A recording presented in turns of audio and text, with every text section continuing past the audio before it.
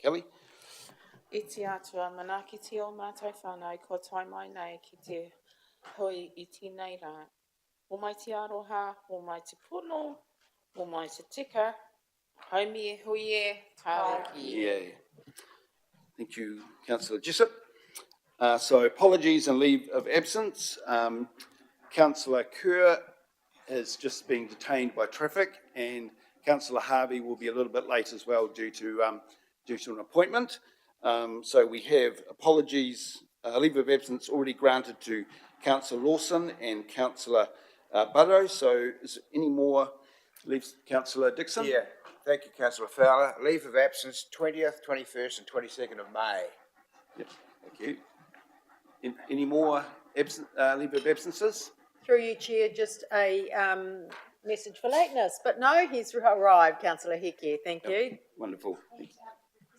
Yes, Councillor Kerr.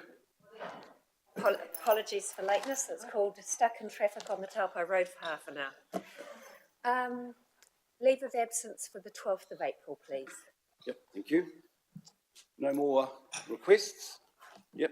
Can we have a show of hands or a vote to approve those, please? Say aye. Aye. Against? Carried. Yep, thank you. So conflict of interest. If there's any conflict of interest, please declare it before the item that we're going to discuss. Confirmation of past minutes will be taken as read. Could I please have a mover, Councillor Watkins, and a seconder, Councillor Dixon. All those in favour, please say aye. Aye. Against? Carried. Right, so we now move on to item 5, which is the Hawke's Bay Airport. The Deputy Chief Executive, Mr. Allen, will speak to the report. We have Mr. Nichols and Mr. Ham, which are in attendance. Would you like to perhaps come up to the seat next to Bruce, please? And Bruce will lead us through the airport results. Thank you.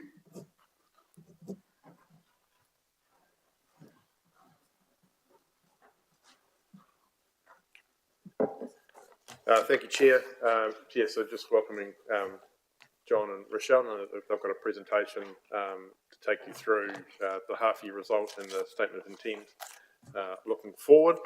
Just one point to note from me, and I'll really hand over to John and Rochelle to take you through the specific details of their reports.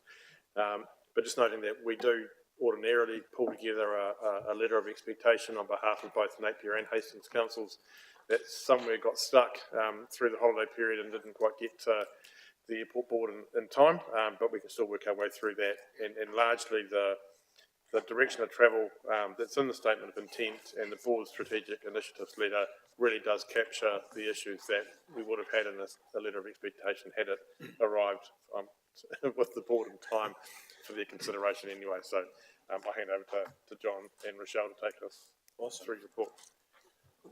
Kia ora, everyone. Firstly, I'd just like to make an apology for my chair, Wendy Harvey. She's got a personal matter to attend to this morning, so I've been called off the bench at late notice, so I'll do my best. Introduce, most of you have met Rochelle before. She's the Chief Financial Officer at the airport, and I'm very thankful to have her here when you ask questions of detail. Anyway, right. So what I might do is just take 2 to 3 minutes before we talk about the results and the SCI. And first thing really, and I don't use this word lightly, the airport's really vibrant at the moment. There's a lot of people flying in and out of Hawke's Bay. The cafe owners are really happy with the licenses they've got to operate. Things are positive. The airplanes are full, very full. We're obviously trying to get more planes to fly in and out, but Air New Zealand has a few issues with their fleet at the moment. But I was lucky enough at a morning tea a while ago to talk to the Chief Operating Officer of Air New Zealand, who has a staff of 9,250. She's ex-United Airlines out of the US. And she said, when we think Hawke's Bay, we always smile.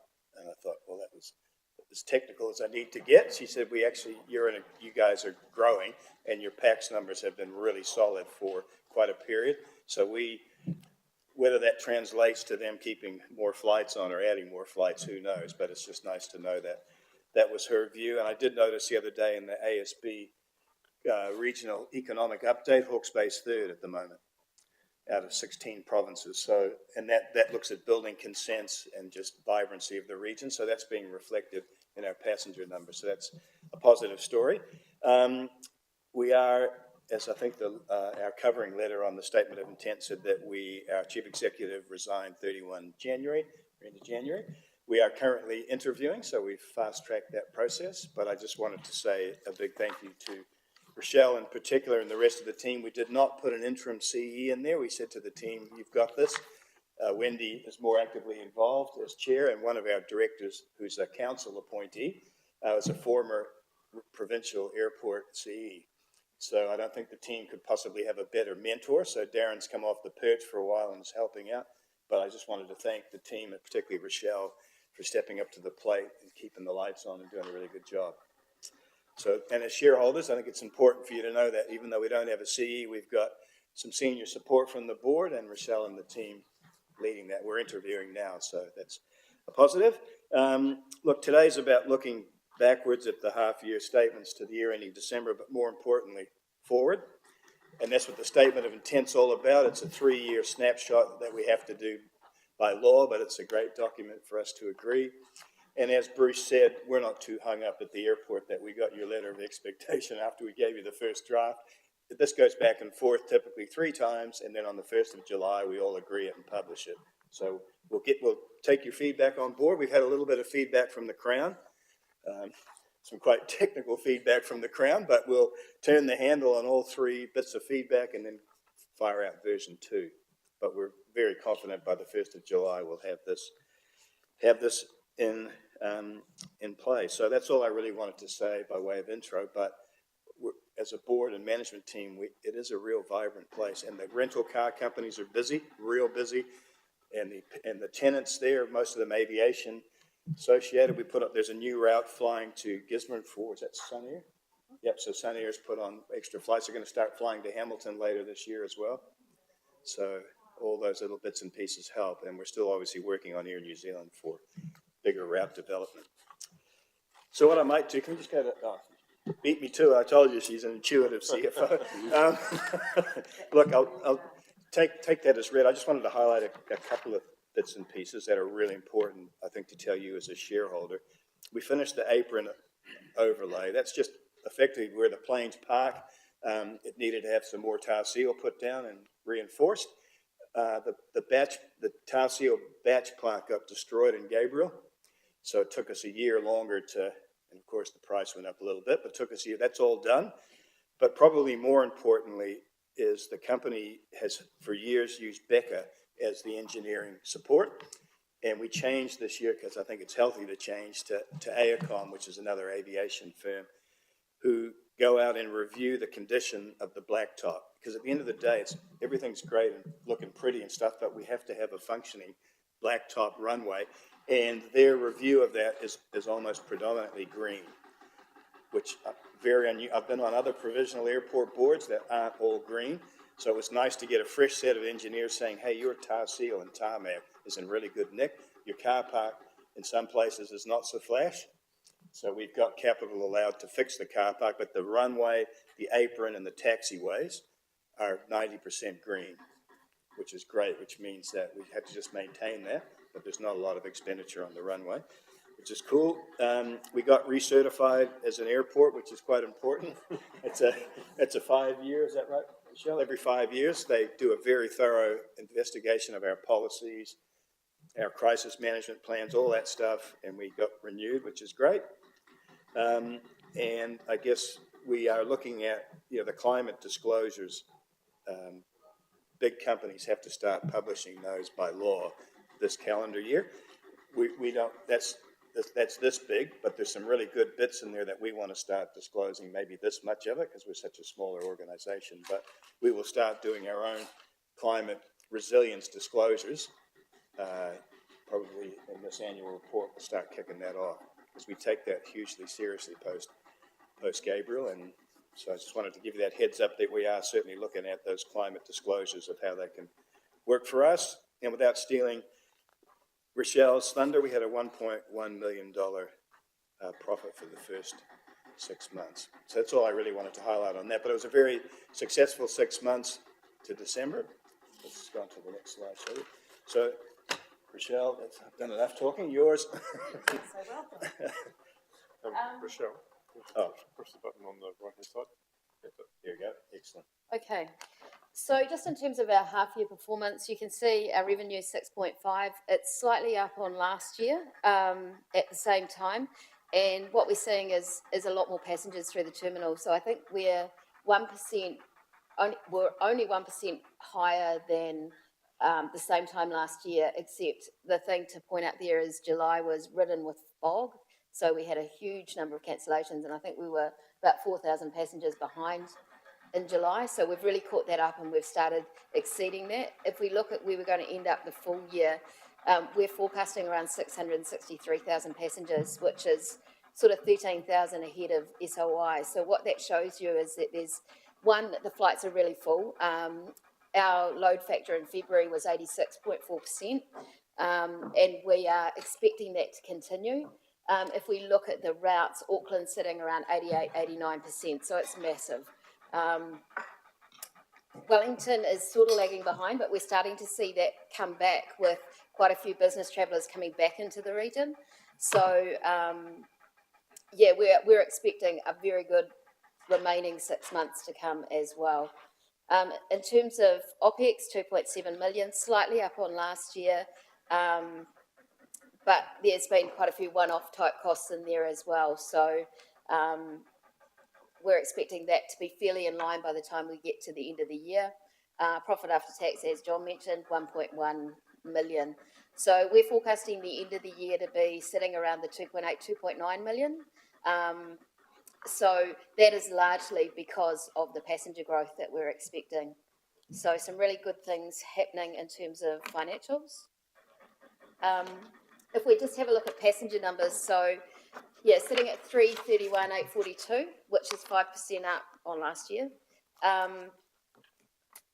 If we take Air New Zealand schedules between February and June, there's an extra 167 movements between Napier and Auckland in their schedules. So we are definitely seeing growth in that route.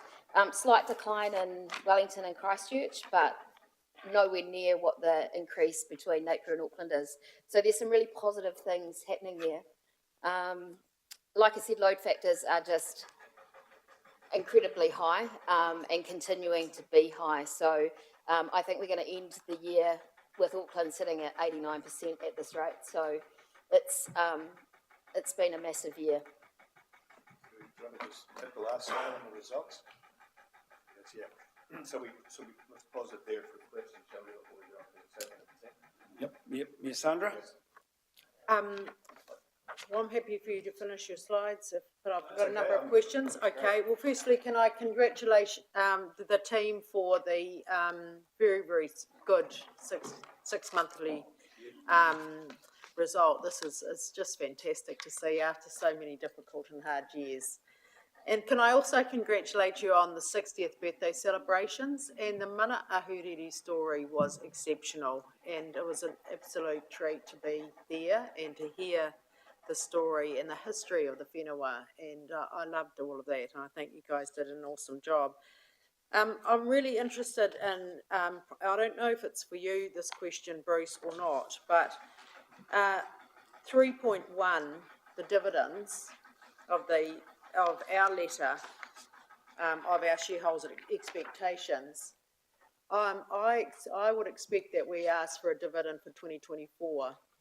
That was a conversation that I've had with the chair, not 2025, as it says in the letter.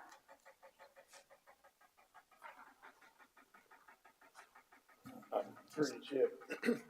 When we refer to the year, it's the financial year. So, conversation I had with John yesterday about dividends. We'll be looking for a dividend from the 23-24 financial year to be paid in the 24-25 financial year. So that's what we're referring to in that instance. So, and one of the other things we're just looking at is, I was just following up yesterday what budget provision we had within our accounts for a dividend to come through as income as well. So we're just following that up. just because I think when Bruce and I had that discussion, typically if we declare a dividend, we like to pay it pretty soon after that. So what we typically do is have a look how the 24 results come out, and if we end up negotiating, because there's obviously two other shareholders as well, and the dividends have to be paid proportionately to shareholding, because they're all ordinary shares. But when we do have that discussion, we do agree on amount, we'll be declaring and paying, and it might be early in the 25 year, but it'll be based on the 24 results, because effectively this is the last day of the financial year, and we wouldn't have time to actually declare it and get it in the books this year. But early in quarter one, we should have that discussion, and it'd have to be all three shareholders really, and the Crown brought that up as well, to be fair. So it's Napier. So definitely, we're definitely on notice for that, Your Worship. Cool, thank you. But can I just, what's really interesting though, is we got an $80 million balance sheet, and we effectively had to borrow it for one asset, the terminal, right? We had 5 or 6 million in cash, had to borrow 25 million for the terminal, which on an $80 million balance sheet swallows up a lot of your debt headroom in one go, in one asset. And now we've got a big fire station to build and stuff, but we've got great cash flow. So we're just going to have that grown-up conversation between debt repayment, CapEx, and dividends. And we should have that with shareholders, absolutely. Great, thank you. And through you, Chair, I just have one further question.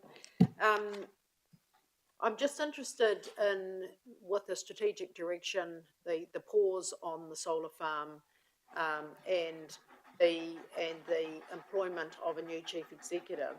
Are you looking at any different skill and expertise from a new chief executive than what you have had in the past?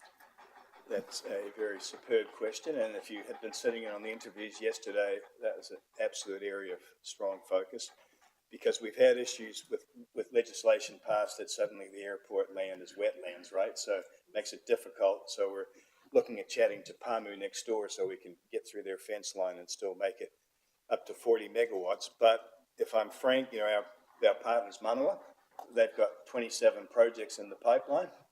This one's about midships on their excitement list. If we need to be squeaky wheel in driving that harder, and that skill set wasn't too apparent historically, but it has to be apparent going forward. Otherwise, getting directors to come off the perch and try to drive those doesn't work. It needs to be in the CE, and Rochelle and the team so that is absolutely mission critical. They'll develop it, but we've got to push harder. Thank you, Ms. Sandra. Councillor Nixon. Yes, thanks, Chair. Yeah, the financials are looking encouraging, I think is the best way to put it. I was disappointed that the statement of intent, our letter, didn't sort of get received in time. But as I understand what you're saying, it will actually eventually end up in the final wash. Is that correct? Yeah. Okay, So that's fine. yeah. That's right. I just want confirmation I heard that correctly. Yeah. I suppose the question that sort of in profitability, debt is still quite a big sum, as you pointed out. What is the sensitivity of our profit to interest rates? Because obviously, are we locked in for a long time, or will the interest rates on the airport drop in accordance with the general market? So we are hedged, like more than half of our debt is hedged. So the majority of that doesn't come off till 2028. So that's sitting around the 3% or less. So that actually minimises our exposure, I guess. We're also looking at our facility agreements to try and change the structure of some of that debt so we can actually pay down when we have excess cash, just to minimise some of that interest risk. That's a really good question, and I guess if who knows what rates are going to do, but with half of it covered at fairly efficient rates, and if interest rates start to drop a little bit, hopefully the other 50%, the interest rates on that will drop and might allow us to lock in a bit more cover. So we're definitely something we discuss all the time at Audit and Risk, so it's a good I've question. forgotten we're locked in at 3%. That's extraordinary in this current climate. So thanks for that. The other question I have, but this might be the wrong time to ask it, I'm not sure what other slides you've got coming up, is the airport's really part of a transport system rather than being a standalone. Yeah, you might say it's a standalone, but to the council and the economy. what is the situation with connecting it to the bus network, which is obviously run by the regional council, because they've talked about it for years. I thought it was all agreed, and I still don't see any buses connecting the airport to the rest of the transport network. I think those conversations have just been sort of reignited, if you like, but it's not till 2025. Well, okay. Apparently they're rejigging the whole bus network, so still a while away. There's a lot of empty buses around. Thanks for that. Right, so we keep Good. rolling? It's just one question from councillor Watkins. Well done, councillor Nixon. Yes, thank you, Chair.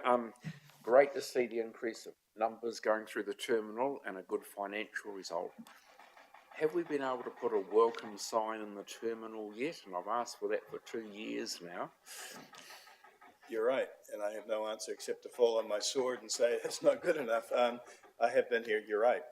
You've asked that twice, so can we put that in big font? What do we- The signage is underway. So at the moment, we're waiting on some of the translation work, and I think we mentioned that last time we were here. So that is actually on Claire's list to do. So it is coming. Obviously been coming for 2 years. Apologies, so, yeah. I just think it's important when visitors come and they walk into that arrival terminal, just a simple thing to say, welcome to this place. Yeah. It's important. And I think I can say this, I know we're live stream, but one of the interviewees yesterday flew on a plane and was just blown away by the airport ambassadors, actually having somebody there to say, can I help you? And he said, where do I get the rentals? But if that was in parallel with signage, which I know we've been saying that for 2 years, so all we can do is accelerate that, and those signs are Yeah. they're underway now, but it's important. Awesome. All right. That's Hit the one. go. I always do the first slide, and then that's it. Just, we do have a pretty chunky capital program. As I said to you before, the tar seal, the blacktop and stuff is in really good nick, but there's a lot more to the airport than that. One of your requests in your letter of intent, which actually I was really pleased to see, was let's make sure we have sophisticated asset management planning.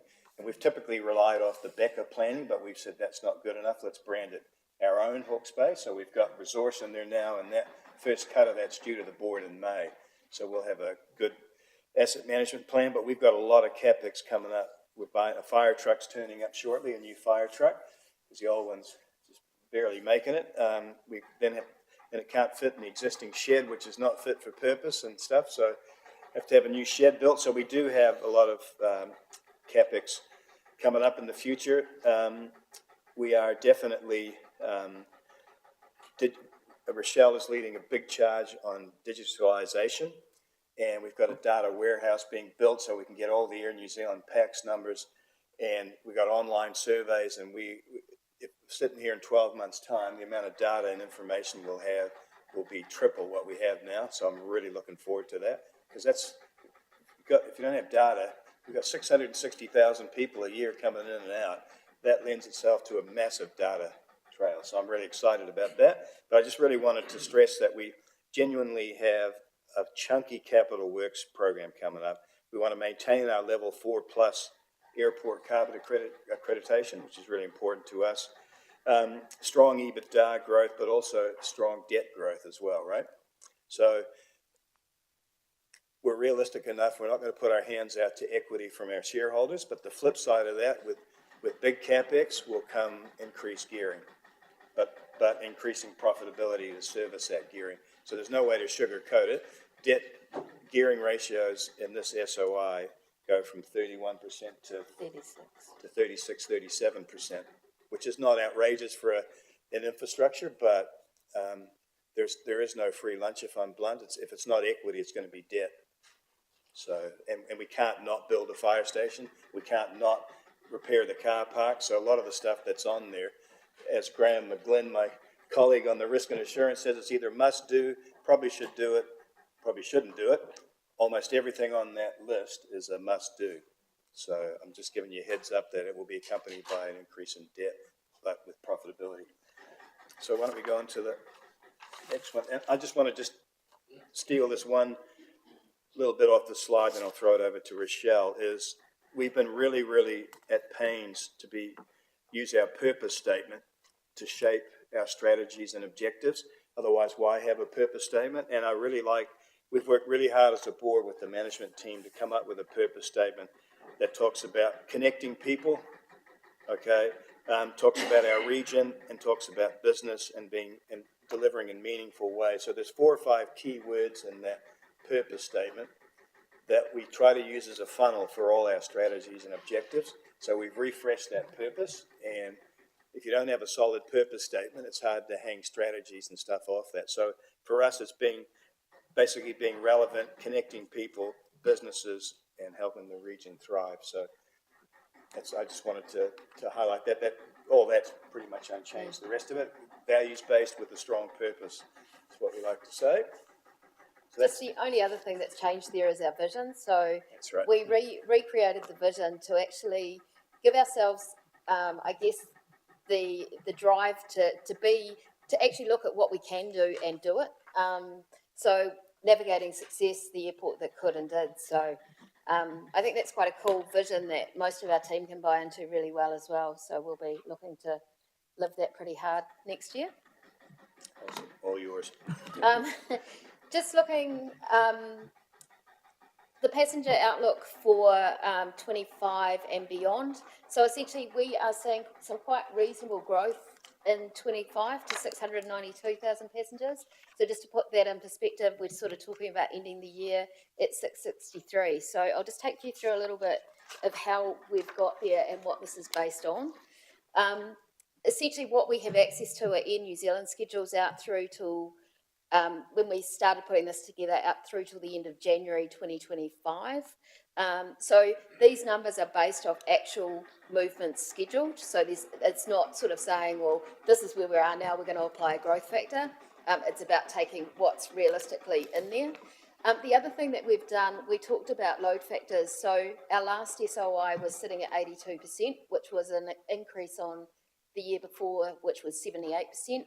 We are averaging 86 now. So what we've done for the first time is actually split load factors by route. So we've said Auckland is insanely busy. Let's actually reflect that in our numbers. So instead of just using a blanket 82%, we've gone the Napier-Auckland route.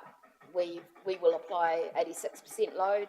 For Wellington and Christchurch, we've stayed at the 82.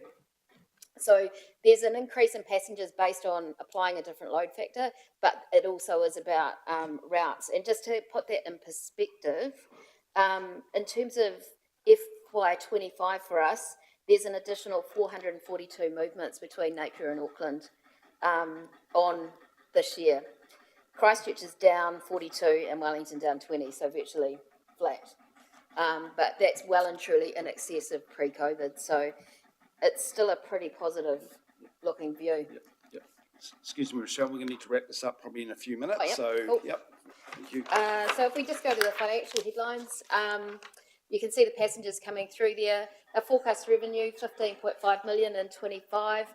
That's largely derived through landing charges. So our landing charge with Air New Zealand's up next year to $14.83 from $12.27 this year per passenger, and that's because of largely a lot of the aeronautical capex that we've got planned in the next 12 months. We're looking at a profit there of close on 3 million. So actually growing that quite significantly. Costs are also up, but we've factored in things like insurance increases and that, which seems pretty prudent at this point. Total assets up to 96 million, so that's really reflective of the capex investment. We've got investment of close on 9 million next year, and total debt 28 million. So of that 9 million capex, we're basically funding for additional. Return on equity continues to grow 5%, and gearing is up to 32%, which makes sense given that debt level. Capital spend, so this is what I was talking about. So in 24-25, 9.3. The big ticket there is really the fire station, and there's some taxiway improvements and extensions there as well. And that sort of sits fairly statically around the 9 million. We do have some quite decent runway capex out the back end of 26, 27 that are required to just maintain our condition. That's us. Thank you, Michelle. Councillor Kerr? Thank you, John.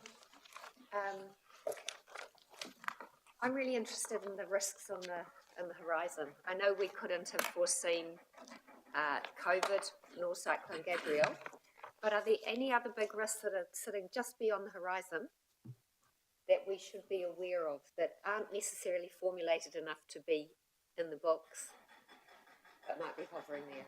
What keeps you awake at night, John, with regard to the airport? I'm always real conscious of safety and I mean, that's a short-term thing, but ability to respond to a safety or runway crisis, that our fire people are up to date and on shift, and that's all good. But I think, you know, we've made a decision, we stole this from Mayor Sandra, about we either defend or retreat, right? So we are absolutely in the defend mode, and all the science we've had, and we get Tonkin and Taylor to do in parallel with what happens with Napier City and stuff. So staying resilient with climate in an area that came up from an earthquake that has a water table this close and is tidal, if that doesn't keep me awake at night, because we've got really good advice and the team all over it, but it is on that horizon for all of us. So that's the one real issue. And probably the other one is no industry stays flat, right? There could be electric planes by 2030 that have 15 people on it, which suddenly makes your terminal. So it's just aviation, the shape of aviation is going to change radically with technology and planes.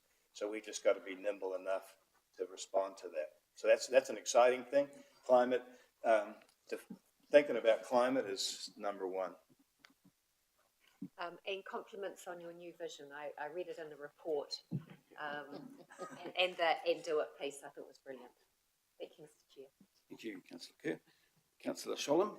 Thank you, Chair, and thank you for the presentation and documentation you've sent through. Kind of picking up on Councillor Kerr's question and a comment you made there around technology. Yep. So a particular area of interest for me, and I know within the SOI, you've got a KPI around implementing the digital transformation roadmap. Yep. You've mentioned around digitisation and trying to become more.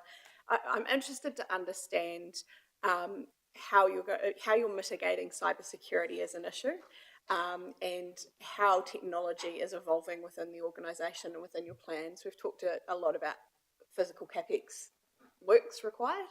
I'm just really interested in understanding how that other layer is being wrapped over that. Do you want to cover off the cybersecurity, and then I'll do that? Yeah, we have a managed services contract for all of our IT provision, and we work with them solidly to make sure, like, we're constantly pen testing. We are reviewing any risks. We have some pretty decent firewalls in place, so it's something we review periodically, and I would say quarterly at the moment, just in terms of what's happening and what new patches and things we need to think about. I'm fairly confident we had no issues come out of the pen testing at all. Despite their best efforts, no one managed to do anything too serious. We've got a few little things that we need to work on, but I think we're pretty much on top of it. And I think too, you know, Air New Zealand, you know, as soon as you start coupling with the big person, they want to make sure that your systems and stuff, something bad happens to us, which goes up to them. So they put a lot of pressure on us, positive pressure as well, to do that. So as a board, I'm pretty comfortable that we're all over this, and it's a standing item on the audit and risk. But as we digitize more and put more in there, so that's the protection stuff. But the fun stuff, which Rochelle is the champion internally for, is there's all sorts of stuff going on with, what's that thing that when people walk through the terminal? Is that a secret? Oh yeah, no, it's not a secret. So we want to understand a lot more about who our passengers are and what they do, why they're there, how we can actually better improve their experience. So we've just implemented some new passenger research surveys, and if anyone's been through the terminal, you'll see some QR codes and things around the place. So please, if you're going through, scan it, do the survey. But that's going to give us a lot more information about demographics and things like that. So coupled with that, we're implementing something called Room Radar, which is like through Tether, which is a Internet of Things provider. That'll give us information by zone, how long people actually spend in, so it's dwell time, how long people are in there, what sort of things they're doing in there, sort of. And also, so just to get an understanding of where people are hanging out in the terminal and what things we might need to do to make that experience better. So also occupancy data, which will be really good to have, and we can look at that live. So that's going to be pretty cool. We'd love to share the roadmap with you because it's the future. It's not expensive. It's not expensive. And Air New Zealand want to use us as a guinea pig for some of their trial software as well. I really, really endorse what you're doing there. Thank you for sharing that. We'll share the roadmap with you too. Because Yeah, no, that'd be fantastic. Thank you. That gives me confidence in that area. Thank you, Councillor Sheldon. Councillor Nixon? Yeah, thanks. I'll be quick. I'm particularly interested in the passenger number forecast because the airport is clearly, that is the driving force. And just some of the things that have happened since this December period's finished, 3 months now, and looking at what's happening at the government level, particularly reduced staffing in Wellington, significant reduced staffing, a general sort of slowdown in the economy, are you also monitoring the numbers going through to try and determine are your forecasts still relevant? It's something we look at daily.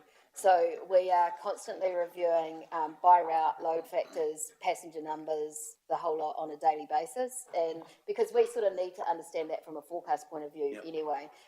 It does take quite a swing to make a massive difference to our numbers, like our financial numbers, but it's good data to have. So most days we could say, oh God, Wellington's dropped a lot, what's going on? Is it because there's cancelled flights? So it's all those sorts of things that we're monitoring, so we definitely keep track of it. That is a really good question, and I've seen some of the preliminary survey data because a lot of people fill it out. It gives you a better handle on, yes, I'm a business person, yes, I'm going to be flying a lot in the next 6 months. We're just trying to get data off people that are using it, because just going off the schedules is great, but that doesn't capture human behavior, what's actually going on. So we're trying to use digital strategies to help us, so we don't just drink Air New Zealand's Kool-Aid on the schedule. We actually try to figure out what's happening in reality. So that, but as Rochelle said, they look at that daily. I guess the comfort factor for us is we've done quite a bit of benchmarking against other airports in the country, and with Air New Zealand's plane issues, like between the 320s, 321s, the ATR, or not so much ATRs, but the Q300s and some of the mechanical issues they're having, a lot of airports, both regional and national, are actually declining quite significantly. And we are pretty flat with schedule, so it's actually a really encouraging sign as well. It's a really good answer. Yep, thank you, Councillor Nixon. Thank you. We'll now move to page 8, the recommendations that this committee received the report for the statement of intent. Oh, sorry, the Mayor. Sorry, Sandra. Happy to move. Happy to move, yes. Any seconder? Simon. All those in favour? Against? Passed. Thank you. Thank you, John and Rochelle, and please pass on our appreciation to your chair, Wendy, for the favourable results, what you're doing, and also to the staff. So thank you very much for attendance today. Thank you. Now invite Kim to come up and Lucy, CEO of Reader, Lieutenant. And the next item on the agenda is the Hawke's Bay Reader Limited Update Report. And I think, Bruce, you'll introduce this to Kim.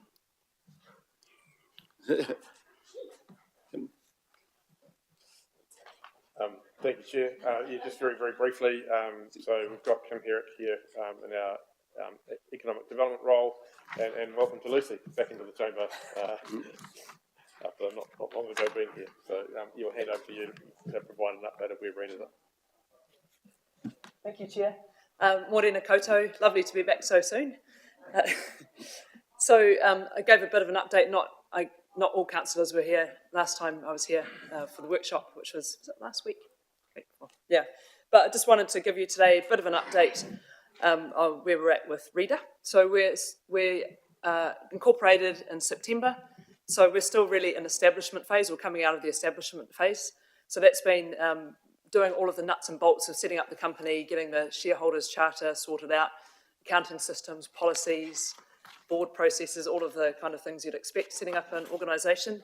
On top of that, I've had to deliver Te Rai, the new business hub, which was a little surprise project for both the board and me on day one, and discover also that I'm the landlord over at Te Rai, the name of the new business hub, of all the business support agencies. And actually, while it's been a very, very busy few months getting that up and running, it's been really great to be able to deliver a space that I think is going to be really beneficial for the region. The website and online booking system will be up and running, I hope, in the next couple of weeks, as soon as I can finish all the details on it. But it's already starting to be used quite extensively. So, and I've got a manager for that now, just offering a one-year contract for someone to take that on. And we've got a lovely young wahine that started off the MSD job seekers list. She's been unemployed for a long time, and she's now our front of house kind of manaakitanga kaiawhina, we're calling her. So that's going to be ticking along, I hope, quite smoothly in the next couple of months. The other thing that we've been able to deliver of a practical nature, which I spoke about last week too, is the Telecoms Resilience Review. That's just going out now for consultation with the Lifelines group and the telecoms providers. And then we'll be able to bring that back to our stakeholders and share the findings. There's some really practical applications out of those findings about changes, although some of them will require, I think, quite a lot of pressure at regulatory government level around the providers, for example, around battery backup storage and some physical changes to some of the cell phone sites. But we'll be able to have more information about that in the next few weeks as that consultation finishes, and we make sure the telecoms providers have had their say in that. So that's what the first sort of few months of Reader have looked like. We're just about now to provide this evening, actually, our letter of expectation draft to Matariki. So Matariki will review a draft of that next week on Friday. And in that, we're actually recommending that we put, this is for the next financial year, we're recommending that we put in a 6-month letter of expectation that reflects that we're still really now just entering into what I would call the discovery phase. So yes, we've been setting ourselves up, but what we're missing, I think, at the moment is a really good broad understanding of the economy. So based on feedback, for example, from you all last week and other shareholders, we'd like to commission 2 or 3 big studies on the Hawke's Bay economy over the next few months, just to have a really good understanding of what things are looking like at a sector level post-cyclone. And also we'd like to delve in a little more deeply into the Māori economy, and we want to look at challenges to growth, opportunities. And Sandra, we're taking on your suggestion, if the shareholders all agree, to have a look at a piece of work of what are we missing out on, having a look at some of the sectors that are not represented in Hawke's Bay at the moment. So our first letter of expectations, we're thinking that we're laying it out so that we would have our everyday operating core activities, and that's running Te Rai, that sort of economic leadership space, also provision of economic data. So we're about to do an RFP to be find a provider for us that we can provide regional economic data, but also meet the needs of all the TLAs. So we have one contract across Hawke's Bay, and we can provide that data freely to businesses and others that want to use it as well. So the process around letter of expectation, because we're very aware for you all, this is the 3rd year of funding for Reader. We have, as I spoke about last week and mentioned in the report, a number of pre-incorporation costs that we're just figuring out at the moment how to deal with, whether we take them onto our balance sheet or whether we only bring over fixed assets. But Reader as a company only started in September. So while it's your 3rd year of funding, it's our 1st year of operation, starting in July the 1st. Yeah. If there's any, I'll hand it over for questions at this point. Any questions, Councillor Kerr? Thank you. Thank you, Lucy. A couple of questions. The first one is with regard to the studies you're doing on the Hawke's Bay economy, and you highlighted one being the Māori economy. Is there any intent to seek external funding for that to supplement the funding that you have locally, given that some of the information discovered actually may be of value to more than just Reader and the Matariki team? Not at this stage, because we have quite a good cash position, to be honest. And we're thinking that the research would be made available to everyone, not just Reader and also the recovery agency. It's sort of a baseline of information. And at the moment, I'm trying to draw on, form a bit of a library too of all the research that's been done in Hawke's Bay over the last 10 years or so. So Kim's been helpful in providing anything that's been commissioned for Hastings. But we just feel as a board, the board feels that we just need a bit more of an informed understanding of where the economy is at now that will lead to the next steps that will help to shape Reader's contribution into the ecosystem, we call it, but also maybe provide guidance to other businesses, councils and other stakeholders around the areas that we might need to address in terms of growth opportunities or challenges. Okay, thank you. And my other question is more from a ratepayer's perspective. A very simple question of why are you funding Reader and what are they doing for us?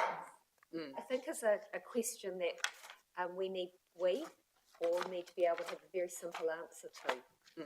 And when I read the shareholders agreement and I look at I think you described it as spider's web of who fits into this space, there to me isn't yet a nice clear answer.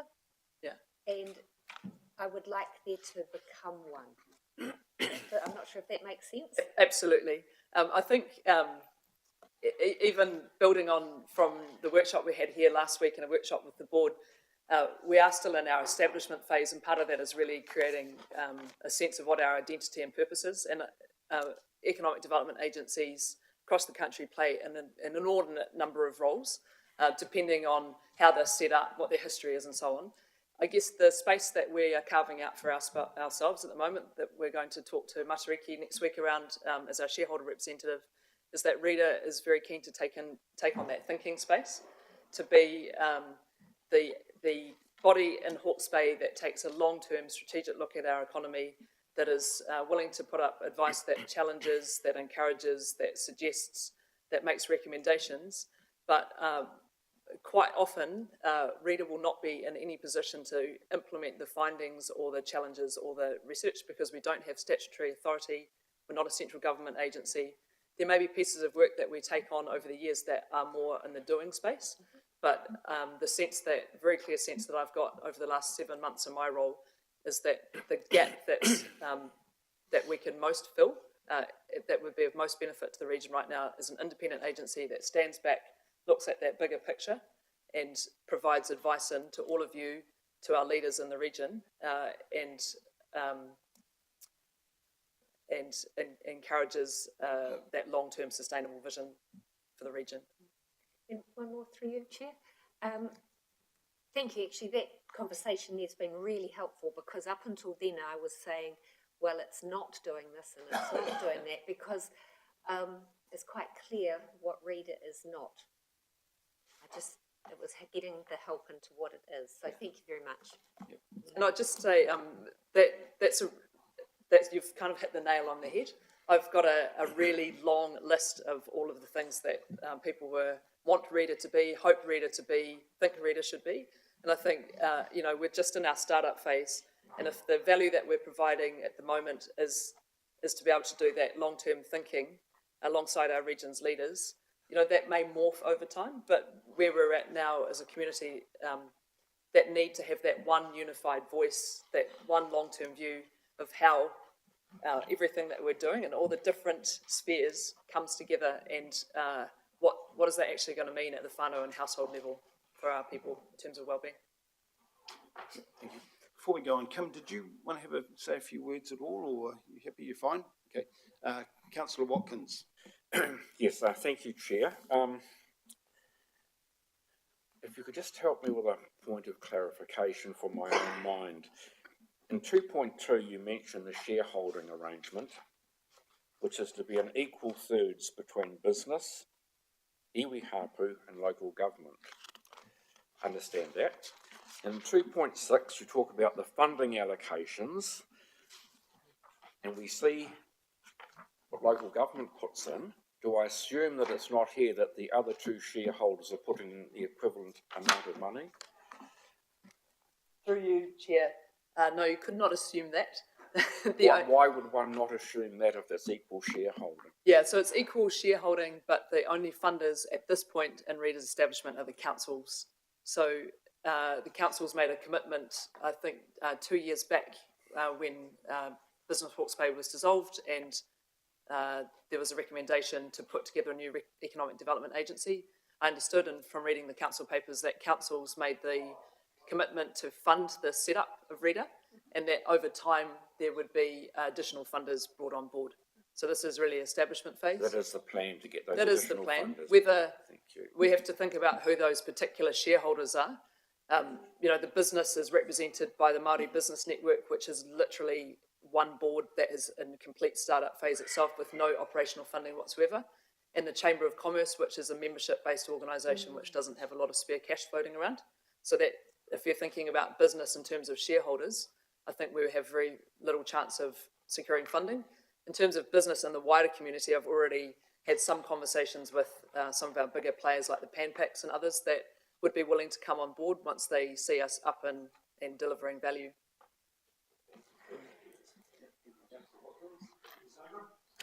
Kia ora, through you, Chair. Thank you, Lucy. First of all, Tarai, well done on setting that up, and it looks fabulous in our beautiful old post office, and it's going to be a great space for people to use. I'd just like to make a point, probably through you, Chief. We need to have someone from the board with Lucy here. This is board to board. And I think it's really critical, if it's not the chair, then it is a board member that comes to support you, to share the vision with all of our council. So if I could make a note of that. You're very happy to take it as a recommendation? Yep. Yes, I Yep. will add that to a recommendation. Thank you. Or an action, doesn't really. An action. An Action. yeah. Can I just say that we've got some very large businesses in our region. And on Saturday I was with the Panpac team, and I would like us to get an advisory underway ASAP with some of our big players, Airport, Port, Panpac. You need to have them feeding in on a daily basis our recovery to our economic development, wellbeing, and our social wellbeing. They need to be stood up now. And whether that is a message to the chair, but that is a very strong message from me.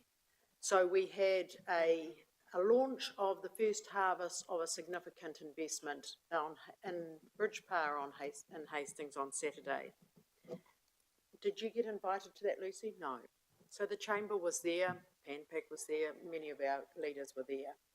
We have to have that network connection. It is critical. We have got a huge amount of international investors wanting to come because of the worldwide economic uncertainty, whether it be China, whether it be the areas in war, whether it be the elections in the US. There is a lot of people who are looking at us as a safe haven and a place to invest. We have no material. I have no material to take to these people and say, these are the opportunities in our beautiful region. We've got to get going. We've got to get moving. We cannot do this recovery on our own as local government. We cannot keep investing in Reader on our own as local government. We have to have the buy-in, the connection from the sector who want to put us on the map in their own way of doing that. But we are not connected. And that is the challenge for Reader. Okay, we're established, we've started, we've had 2 years of thinking and planning, but we've got to get going. And it's absolutely critical. I'll just give you an idea. Kim Thorpe had a meeting with 30 of our American international investors last week. 30. I have nothing to say to them. How could they invest in our city? Or how could they invest in our horticulture sector to stand up again? People who are needing investors to help them stand up again. People like Bostock's are doing this on their own.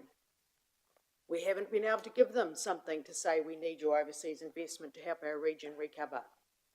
So, you know, it is really, you can see how passionate I am because we have been in a place of holding for 2 years, and it's not fair you're here on your own for me to give this lecture to, Lucy. The board we stood up, I was on the appointment board. I want to see a plan. I want to see this plan delivered by the board to this council. And we then can stand up and say, here we are, PanPac, would you like a shareholding? Would you like to be contributing? We can ask all of the port, the airport to contribute to READER. We've got to change our thinking. So, sorry about the lecture, but you can see that I'm very passionate about this because I'm working in our community through economic development every day. And I see the shortcomings. And we get one opportunity to come to you and share these ideas, and we have to change. It cannot just be local government investing in READER. That is not where we positioned this. It was always to be that our business sector would own our Regional Economic Development Agency, would be connected, and that advisory must be set up. Thank you. Thank you, Ms Sandra. you. Through the chair, may I just respond? And I will pass that message back, thank you, to our board, and absolutely, if we'd known, the board would have been here today. Perhaps a naivety on our part. But the business advisory capability, absolutely. We just discussed that at a board meeting yesterday about how we're about to do that. I understand completely your frustration around 2 years of setup. Now, the board's been in place for a year, but to be fair, it didn't have an entity at that point. And I will just say that there has been an opportunity cost in me taking on the role of landlord and implementer of Te Rai, because that's taken up a good 3 to 4 months of time and only started in September. So we're a bit on the back foot already at the starting point, and then even more on the back foot. And it's only now that we're coming out of that real crunchy establishment phase. And like you, I don't like mucking around. And I think once we get our letter of expectation cleared off with Matariki, we can get on with it. And I hear you, and I will pass that message back. Thank you. Well, I'll be at Matariki, so I'll be able to share to my same message. Yeah. Thank you. Councillor Jessup.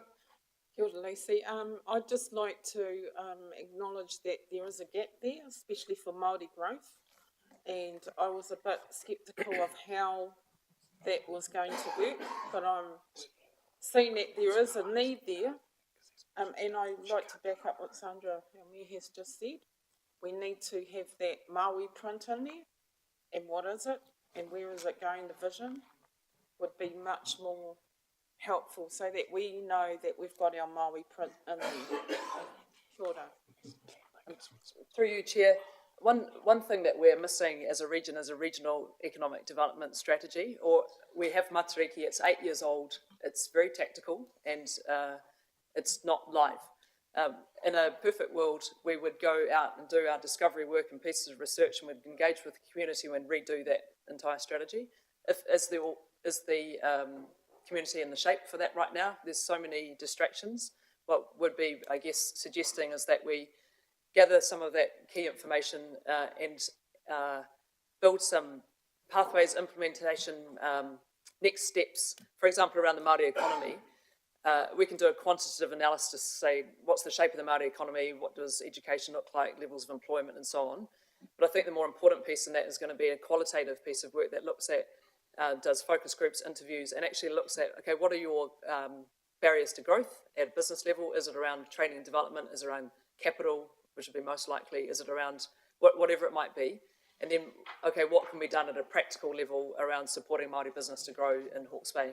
That's just one aspect where READER may be in a position to make recommendations and work with others like the Chamber of Commerce and the Māori Business Network to bring our findings to them and to develop practical implementation plans, I guess, for it.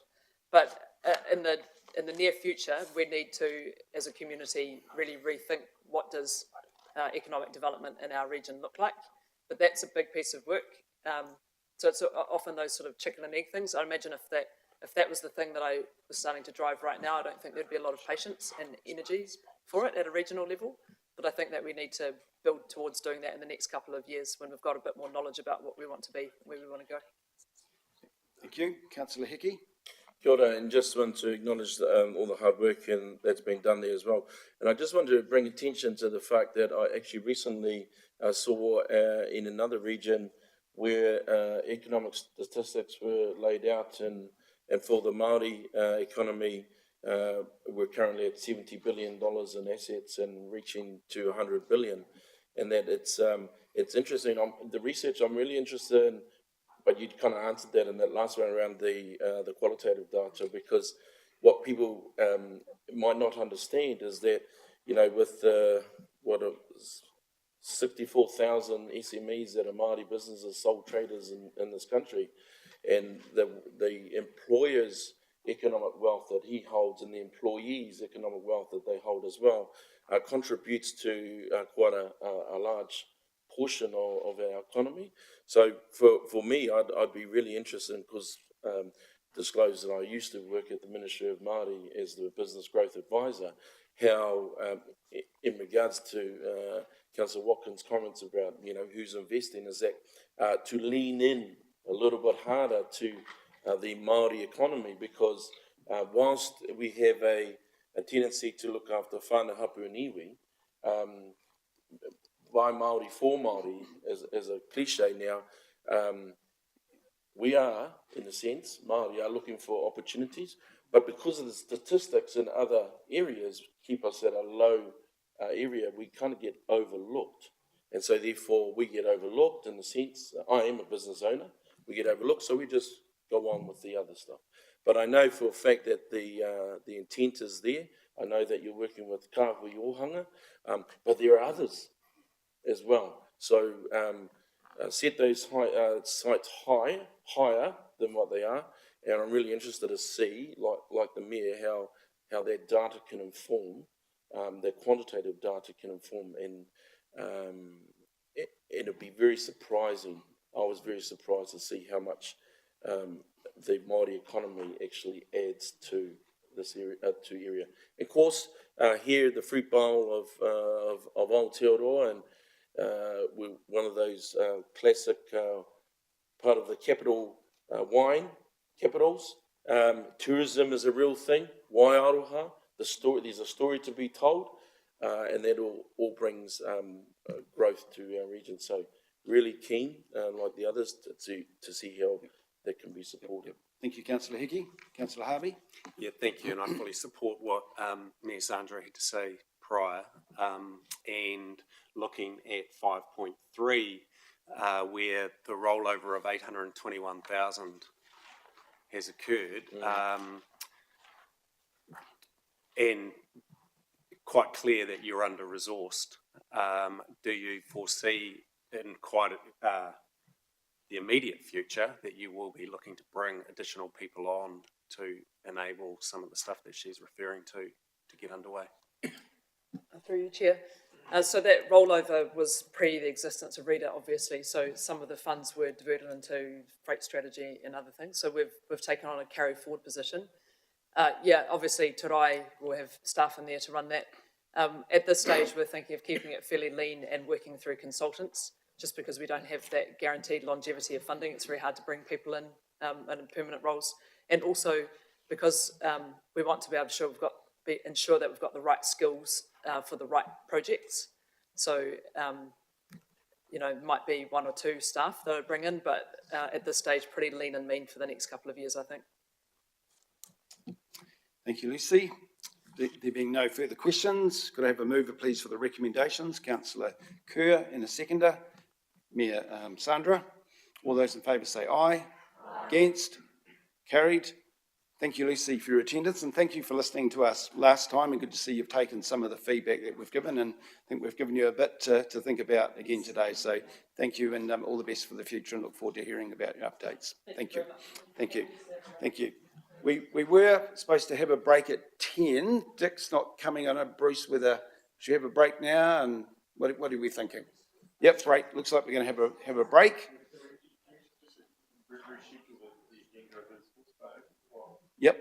Yep, should do the sports park now. Yep, okay, we'll do the sports park. Glenn. Yep, welcome, Glenn. Through you, Mr Chair, I'd like to declare a conflict as Will, Henry and Elwyn. Thank you for declaring my conflict. I just knew that 1, 2, Henry had 3, 4, escaped. 5, 6. Yep, still got a quorum. G'day, Glenn, good to see you again. Good to see you.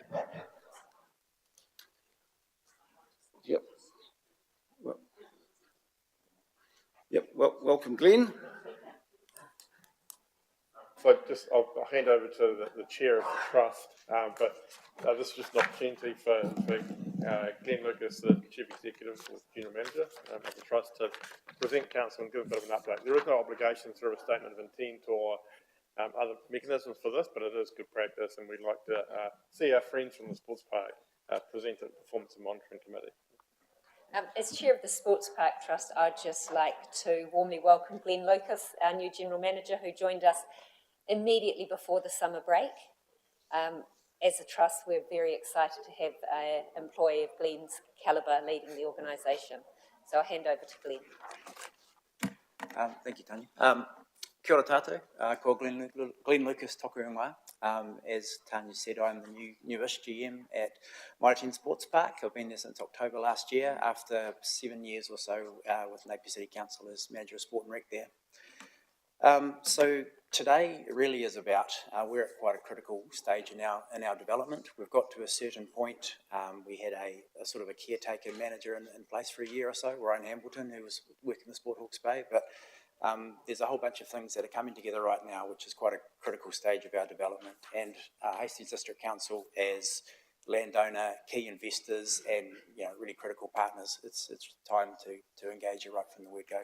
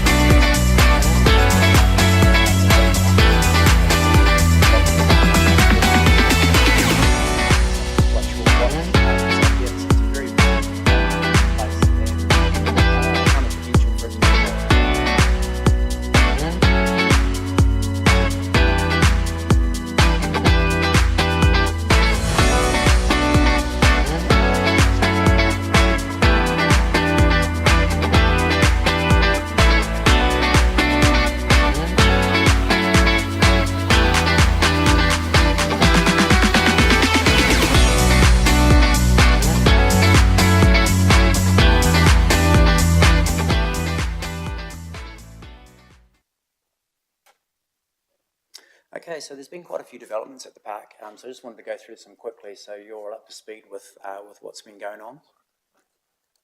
So obviously we've got the Hawke's Bay Community Fitness Centre Trust, who are responsible for basically that building down the middle of the park. So they've got the Hawke's Bay Regional Aquatic Centre, they have the Royston Gym, they've got the Sir Graham Avery Hostel, and there's a high performance sort of training area as part of that as well. Hawke's Bay Netball are tenants. They've got their offices there, as well as the 18 or so netball courts that they use very frequently. Canoe Polo, we're the home of Canoe Polo with the amazing facility that they've got there. Central Districts have got a brand new sort of a greenhouse with grass wickets, and they've also got the new indoor nets up there. Hastings Athletics, home of, we've got Outcast Touch as well, who are basically the home of Touch here. We're the home of Bridgepower Sports with their rugby club, rugby league. Mason Vale Football. Evolution Fitness have taken over the Armoury Gym at the end of the grandstand there, so they're a tenant. And then we've got Hastings Giants Boxing Academy, who also share the new space with the Hawke's Bay Blades fencing, which is quite a neat arrangement, which seems to be working really well. Hawke's Bay Hockey. We have 2 e-games there. We had 3 of them last year. We should hopefully have another one this year. and we are the informal home of Ngāti Kahungunu events, which is fantastic too. So, in terms of the big events that we've got on a semi-regular basis, we've just had the Weet-Bix Kids Triathlon, which was huge. Mitre 10 Tough Kids. Christmas at the Park is going to be back there towards the end of this year. Potts Track and Field Classic in January. Court in the Bay, Triathlon Hawke's Bay events. We've got the Women's Tri coming up as well. So it's just a snapshot of some of the events that we hold at the park. Okay, so just a little bit of a summary of where we're at this point in our juncture. So we've got established multi-port, multi-offer sports park. It is really well utilised. It's a busy place, but it's largely focused on events and organised sports. There's potential in other areas. We have our anchor tenants, which are all working pretty well together. We have stable and capable governance, including some of the people that have taken a step back. So, financially, we're pretty sound. We've got diversified funding streams, which the model that HTC put in place have enabled us to do. And we have a really good partnership with HTC. I'll take a little moment now. Since I've been here for 6 months or so, I've had a hang of a lot to do with Hastings District Council staff of all sorts of areas, and to a man or woman, they've been fantastic. And yeah, it's a really highly valued partnership, and yeah, staff deserve a lot of credit. You will be familiar with some of these issues. We have grown. There's been things that have cropped up, and it has created some issues with car parking, some issues with infrastructure, and some issues with potentially it not all being tied in together as well as it could be. As I said, it's known as an organised sport place. There are huge opportunities for increased informal recreation, even passive recreation at the park. There's been work underway to develop a true sports hub. The last year or so, Ryan, my predecessor, and Casey have really started to bring these tenants together, but there's a hang of a lot more potential for collaboration, for sharing, for all of our tenants working together to develop a really true sports hub. We've also just commenced the process with the board of defining the board skills matrix and identifying where we're strong, identifying where potentially we could do with some additional skills, and looking at succession planning as well when the terms of the existing trustees are up. Though while we are financially sound and there's some good level of reserves, there is a couple of, well, there's ongoing really capital outlays required in terms of asset management, asset renewal, asset maintenance. The one that we're looking at the moment is the athletics track, which is in serious need of relaying. So we've got really good partnerships with HTC and a whole bunch of other key stakeholders. What potentially hasn't been done as well as it should be to date is partnerships with iwi and mana whenua. So that's one of the really top priorities for me before we get into too much of the other things I'll go through shortly, is really starting to get a true authentic partnership with Ngāti Kahungunu, with mana whenua, with iwi, with hapu, and yeah, really trying to drive that relationship forward. Okay, so this is just a really quick snapshot of our operational funding. So really we're sort of set up to run on a third model. And being a trust enables us to maybe tap into sources of sponsorship and grants that may be a little bit different from other models of parks. So this is our operational budget this year. We're pretty much tracking to budget at the moment, but as you can see, we're not too far away from that third model in terms of our operational funding. Okay, so I've got a lot of these things, so I won't read through all of them, but these are potentially some of the issues that we're looking to face with the process going forward. I will focus a little bit on welcoming and belonging. I think that's something that's really missing in terms of a story, a sense of place, a sense of Hawke's Bay when you come to the park. So there's a lot more we could be doing in terms of developing and telling our story and making the park part of us. Okay. So we're just at the process now. 2 years ago, or 2.5 years ago or so, there was a process underway to develop a spatial and master plan for the regional sports park. That got to a certain point, and then was sort of halted because of looking at the governance of the park and looking at the two trusts that operate on the park. That got to a certain point. Work is still underway with that. It hasn't completely stopped. But my trust hired me as the general manager in October last year, and Brendan Burke also started at a very similar time as the GM of the Hawke's Bay Community Fitness Centre Trust. That relationship is going really well. Brendan and I are working very closely together, and we're really trying to make it as seamless as possible for the customers of the park. Because at the end of the day, if you come to the park, you don't really care which trust does what. So we need to be customer focused. So there's a bunch of chunks to this master plan, and it's much more than just organised sport.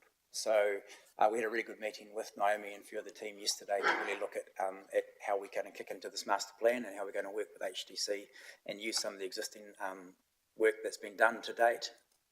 But the cultural narrative is a key part for me of getting a story through working with Mana Whenua, something that tells a story of the place and something that we can apply really authentically to what we do there, to signage, to wayfinding, to a sense of arrival, to actually the things that we do in the park. A traffic assessment is underway, and those of you familiar to the park will not be surprised at all that traffic features quite high on the list. Community perception is quite a key area for me, that if you play organised sport and if you're part of that sort of space, you'll know the park and you'll know the park well. If you're not necessarily an organised sports participant, you'd drive past it, go on the expressway, and you'd look in and think, oh, I wonder what goes on there. So trying to understand how the community perceive the place, what they understand about what we do there, and whether or not there's something for them there, which would be, so it's a really important part to break down. And I've also had some conversations with Naomi and Diane around how we're doing that, how we tap into that. Wayfinding is a very key part of what we're doing. We need to help people to find where they're going on the park, and at the moment it's shall we say, less than optimum. There's some sports field demand work going on through Sport Hawke's Bay and also with HDC, and that really tells the story of organised sport and where the provision is adequate for sports and where the provision maybe we require some more as we move into the future. Potentially some sports need some more space. So at the end of that sports field demand mapping, there will be a picture across the region of where the needs are, and then what I see in a conversation in terms of who's best to pick up those various needs. We need to be really clear that we are complementing each other across the region. We're not duplicating, and everything is divvied up and planned well. Just before I go into that, it's also the use of the northern block that we're terming, the land that has been acquired for the purposes of the regional sports park. But this plan will really help, and the sports field demand in particular will really help us to determine what's the best use of that space. Roading condition and safety, and that's really looking at potholes, it's looking at helping people to navigate, it's looking at where the kids or the users cross the roads, and really trying to have to get much better at condition and safety. Sustainability is a massive thing that we need to fold into there. The area of play is something that really needs to be explored as well, and looked in as part of the package. If a parent is coming with maybe a daughter playing netball, they might have younger kids. How do they keep the younger kids busy while the older kids are playing? So really looking at play and how we tie in play to the use of the facility, whether it's structured or unstructured recreation. An investment plan looking over the next 10 years, so really matching it to the long-term plan for council as well. So where are our priorities, and at what year do we want to work on those? Having a good look at our strategy. We have a strategic plan in place, but it does need to be refreshed. It does need to, I think anyway, really reflect the values of the place, and it will be something that we can get from the cultural narrative in terms of who we are, what's important to us, and how that leads into our vision and our mission. Regional connectivity, and I was really interested to hear from the guys from the airport that they're looking at the bus routes in 2025, because we're not on bus routes. The cycleway connectivity could be improved as well. So there's those things to help people actually get to the place that isn't in a car. And the landscape. So all of those bits together, and there's probably some more bits which I've forgotten to add to the list, but really they together comprise a master plan. So you can see it's quite a complex plan that needs to reflect a whole bunch of different inputs, but it's top priority for me. We're working our way through these right now, and I know from our trustees' perspective, it was one of the key priorities that they've given me when I started the role. So really that's it in terms of the slides, but hopefully you've got a lot of your questions, and I'll do my very best to respond to them. Open up for Councillor Harvey. Yeah, thanks, Glenn. Thanks for the presentation. Just a couple of things from me.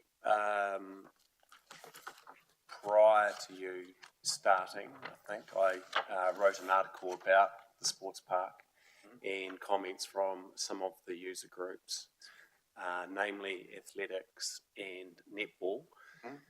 And you touched on the athletics track, and you know, I think in that article I wrote that the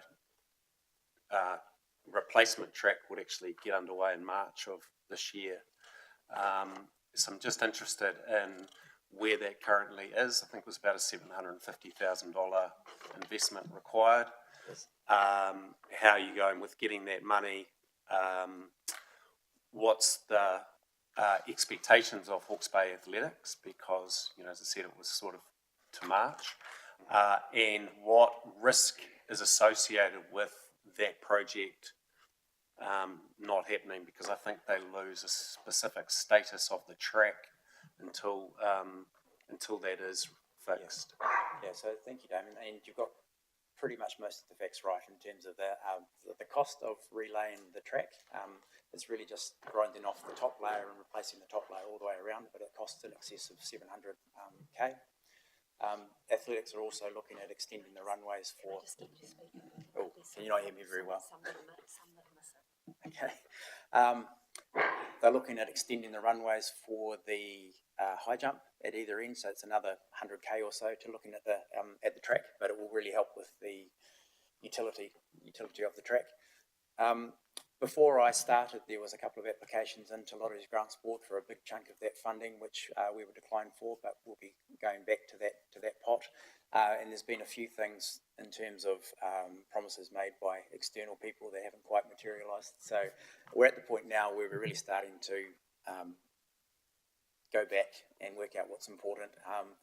I do think that the proposition of an asset renewal is not that sexy for potential commercial sponsors, that sort of thing. So trying to really wrap it up in terms of a stadium revamp, looking at what else needs to be done at the stadium to elevate the stadium to tier 2 at Hawke's Bay, really. So if McLean Park is not big enough, then the William Nelson Athletics Stadium becomes your source for events.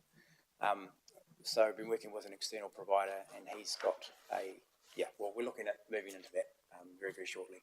But I've also been involved with athletics a lot, and talking to the chair and involving them in the process. So they're aware of where we're at, and aware that we're working hard and doing what we can, but in the constrained funding market at the moment, it's not that easy. So you did ask a question about the status of the track as well. So I believe that tracks in excess of 10 years old aren't really supposed to be used for high-level athletics meet. That's fine for community.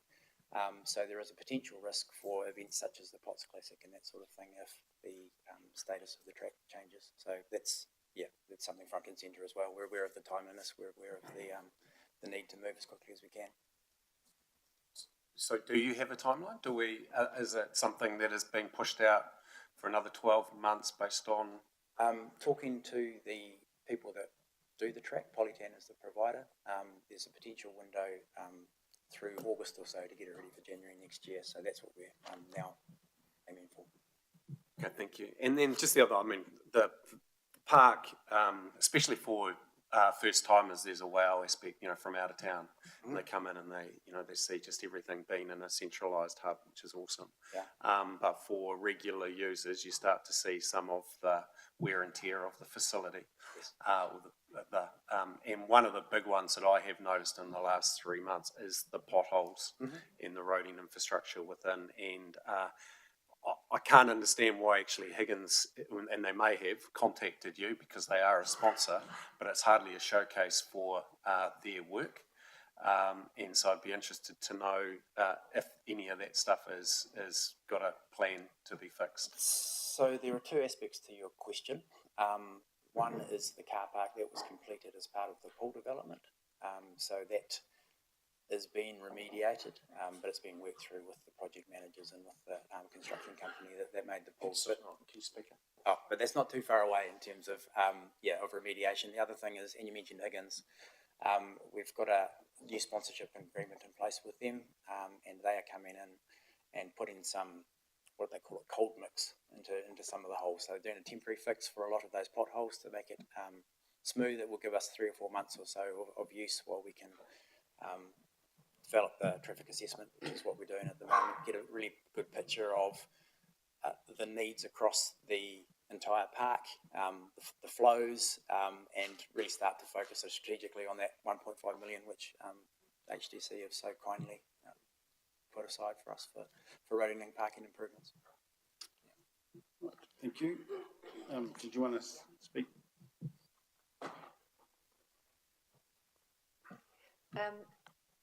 Higgins ceased being a sponsor when they got new ownership, and Glenn has renegotiated with the new team to get them back on board. So it was a bit sad there when Fletchers were just not interested. So that's a really good news story. Right. And I just wonder, Bruce, did you want to speak about the negotiations with the car park, or did you want to leave it? I mean, I think Glenn's covered enough Okay. for now. Yeah, but it's a work in progress as we work our way through. I guess the responsibilities of all the partners involved. Yes, well worded. Ms. Sandra? Thank you, through you, Chair. Thank you, Glenn, for your fantastic presentation. It's great to have you in the chamber for the first time.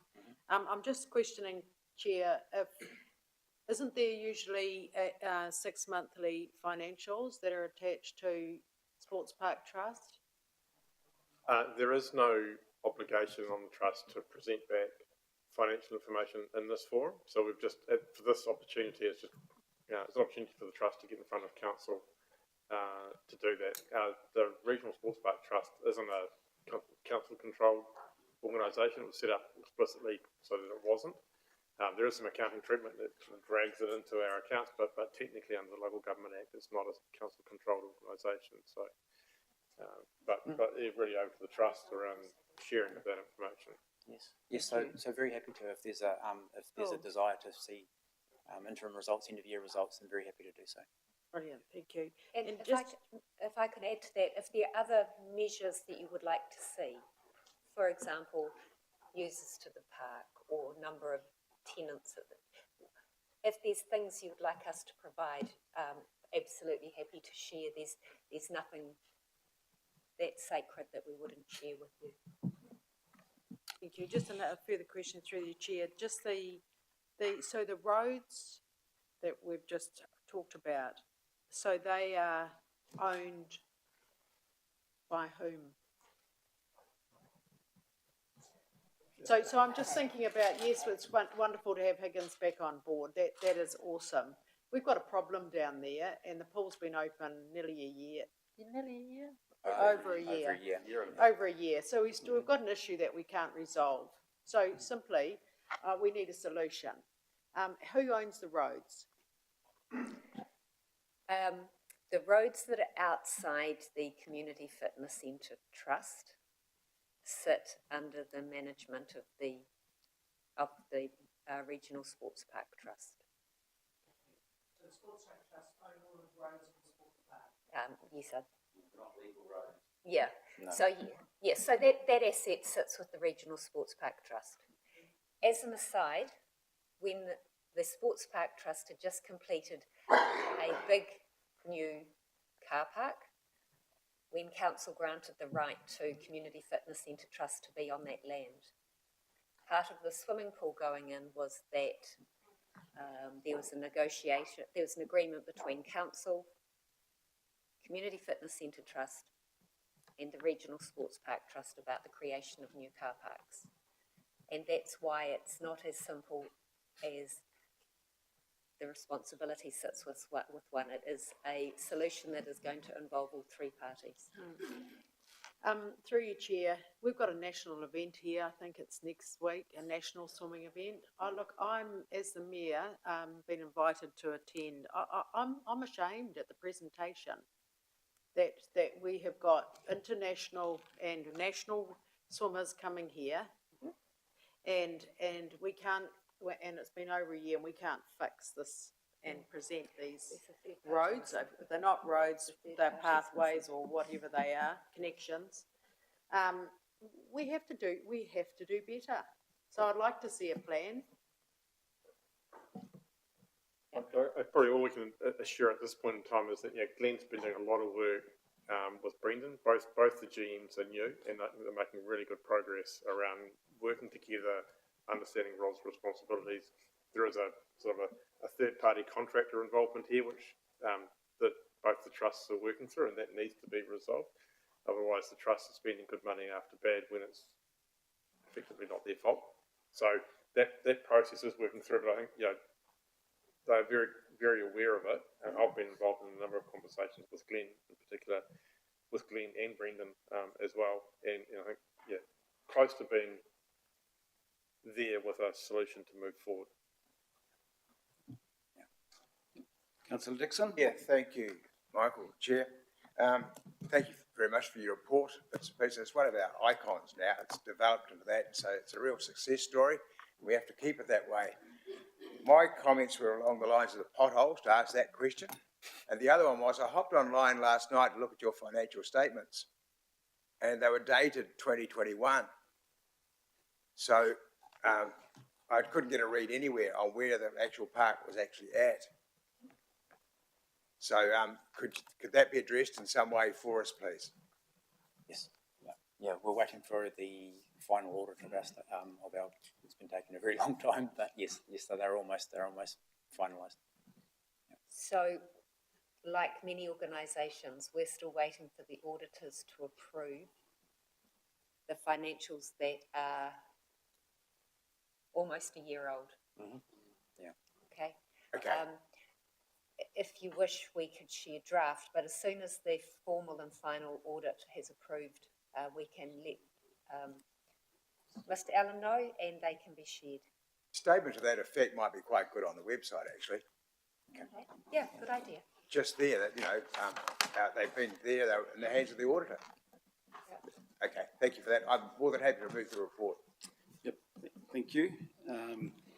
Yep, and we have Damon, Councillor Harvey, seconder. All those in favour say aye.